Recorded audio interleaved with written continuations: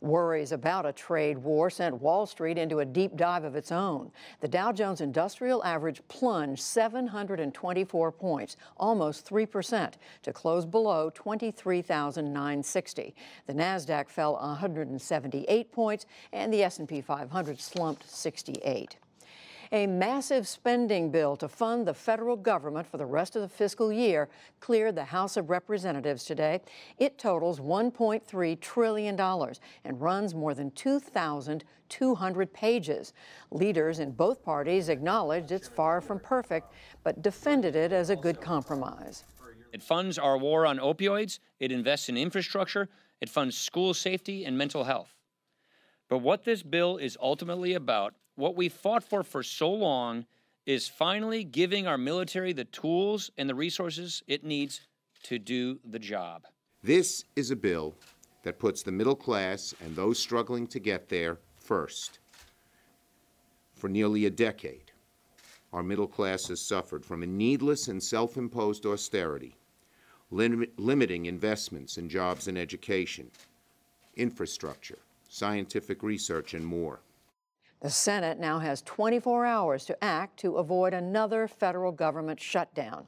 We'll look at the spending bill and its politics later in the program. President Trump's lead lawyer in handling the Russia investigation has resigned. John Dowd gave no reason, but said in a statement today, quote, "I love the president and wish him well." The New York Times reported that Mr. Trump was increasingly ignoring Dowd's legal advice. Meanwhile, the House Intelligence Committee voted to make public Republican findings that there was no collusion between the Trump campaign and Russia. There is word that the special counsel leading the Russia probe, Robert Mueller, is also examining the Trump campaign's data operations. The Associated Press reports that that includes connections to the British firm Cambridge Analytica. A whistleblower claims the firm stole personal data on 50 million Facebook users and used it for political clients, including the Trump campaign. Outgoing Secretary of State Rex Tillerson bid farewell to his staff today. Tillerson was fired by President Trump last week, who announced it with a tweet.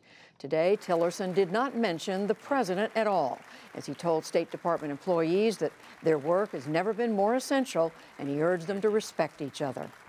I'd like to ask that each of you undertake to ensure one act of kindness each day towards another person. This can be a very mean-spirited town, but you don't have to choose to participate in that. The president's nominee to succeed Tillerson, CIA Director Mike Pompeo, is set to have his Senate confirmation hearing next month.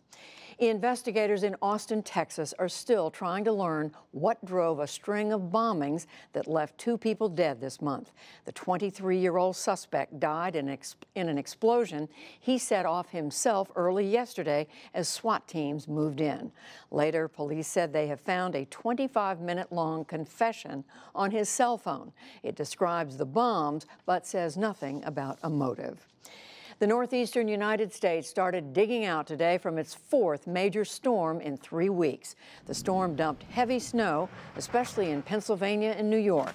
It knocked out power to thousands and disrupted air travel. Meanwhile, heavy rain pounded southern and central California today. Serious flooding was reported in the Fresno area. Worldwide carbon emissions hit a record high last year. The International Energy Agency, based in Paris, says that the increase came as global energy demand jumped sharply.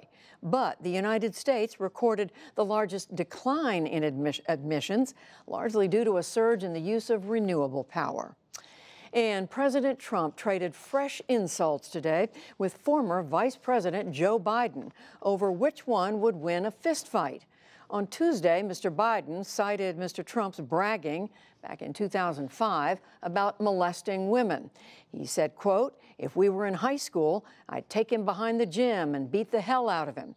Mr. Trump shot back this morning in a tweet that said, quote, "He doesn't know me, but he would go down fast and hard, crying all the way." The president is 71. Former Vice President Biden is 75.